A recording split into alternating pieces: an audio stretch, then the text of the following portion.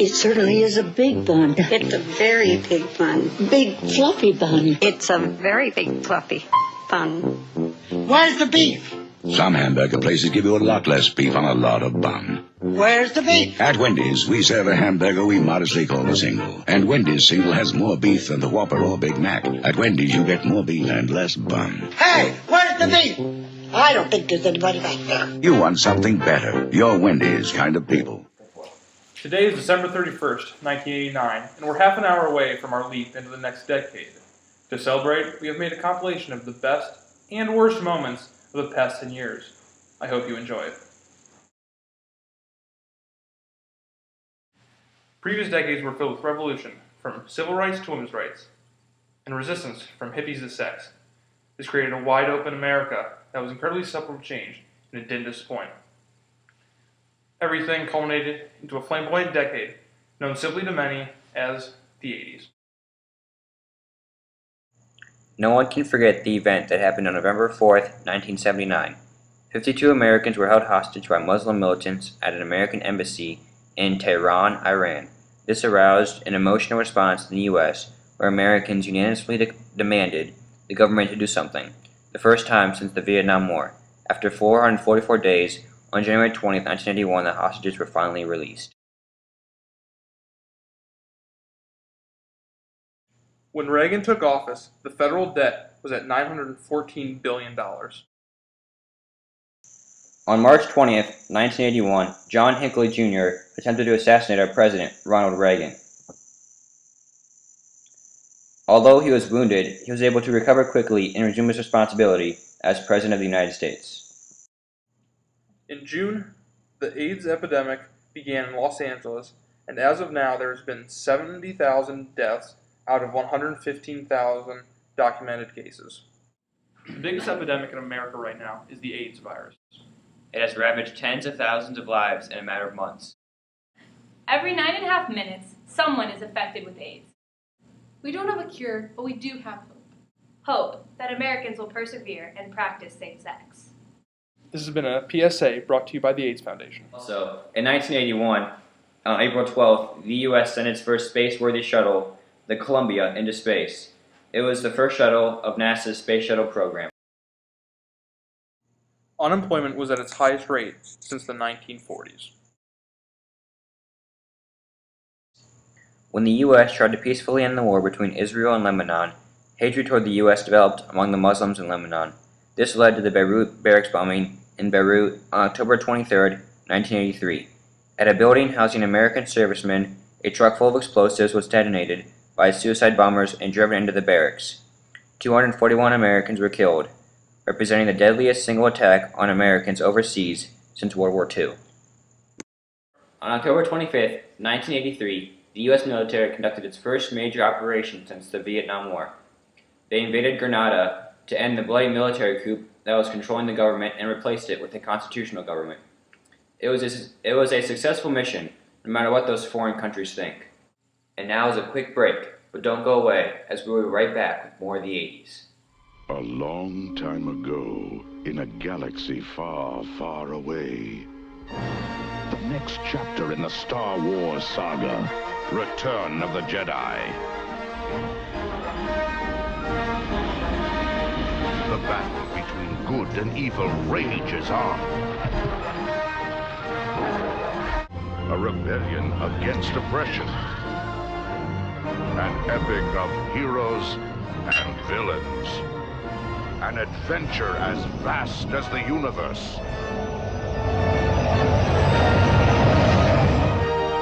Return of the Jedi. Coming to a selected theater in your galaxy. Minus 10, 9, 8, 7, 6. We have main engine start. 4, 3, 2, 1, and liftoff. Liftoff of the 25th Space Shuttle mission, and it has cleared the tower. The worst event in the 1980s occurred on January 28, 1986, when the Space Shuttle Challenger exploded just 73 seconds after liftoff. This was due to a faulty O-ring seal in the right rocket booster. This event ended the space race, and all 7 members of the crew were killed. Can we please take a moment of silence to honor these extraordinary Americans? The first U.S. scandal since the Watergate affair took place in 1986. During the Iran-Iraq War, Oliver North, one of Reagan's advisors, took profits from the war and used them to fund the Contras. The Contras were a group of people in Nicaragua who opposed the dictatorship. This was in plain violation of the ban of funding to the Contras that Congress issued in 1984. The stock market crashed in October due to the savings and loans institutions entering the world of commercial loans and stock investments. The junk bond era was over. When Reagan left office, the federal debt was at an all-time high at $2.5 trillion.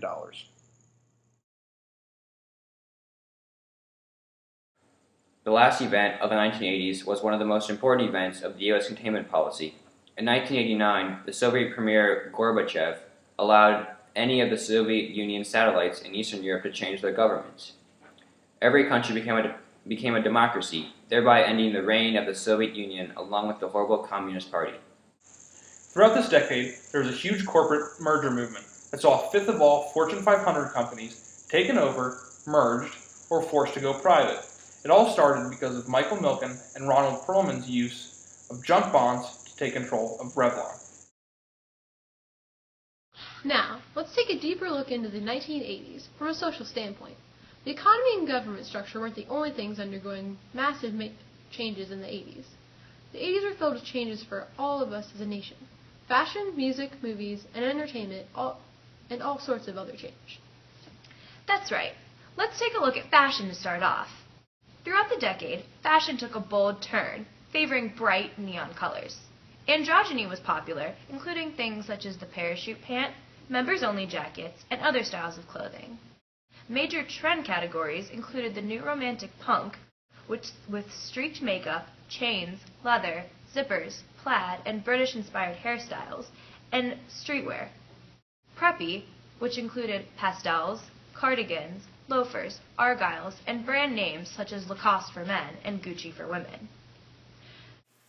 Movies were becoming as popular as TV shows, hosting a gaggle of celebrities that everyone and their brother simply wanted to copy.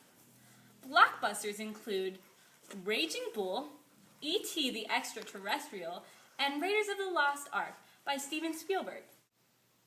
Other movies in the teen genre, like Pretty in Pink, Ferris Bueller's Day Off, The Breakfast Club, 16 Candles, Karate Kid, The Terminator, Poltergeist, Back to the Future, The Star Wars Saga, A Nightmare on Elm Street, Friday the 13th, and Disney favorites including The Little Mermaid also appeared on big screen, cementing careers of directors such as Steven Spielberg, John Hughes, John Carpenter, Woody Allen, and many others. And now, over to Serena for what's new in today's music. Fashion, though, took inspiration from music and entertainment. The past decade has been a time of revolution for youth when it comes to what's hot on the radio. And there's no place better to go but the 80s for the best tunes. Here's the top artists of the decade: Michael Jackson, Prince, Madonna, U2, Bruce Springsteen. Popular children's toys included Cabbage Patch Kids, Trivial Pursuit, Care Bears, My Little Pony, Transformers, The Cush Ball, Pictionary, Teenage Mutant Ninja Turtles, Super Soakers, Rubik's Cube, Pound Puppies, Pogo Ball, Legos, Nintendo, and Sega game systems. Reagan instituted his policy of Reaganomics. He had 4 major objectives: reduce the growth of spending, reduce the marginal tax rates on income from labor and capital, reduce regulation, and reduce inflation by controlling the growth of the money. The effects were not felt immediately, but we now know that it was not the policy America was hoping for. One of the most important events that lasted throughout the 80s was the Iraq-Iran War. This war was the largest conventional war of the 20th century. It started after Iraq invaded Iran in September of 1980 and ended in a stalemate in August 1988.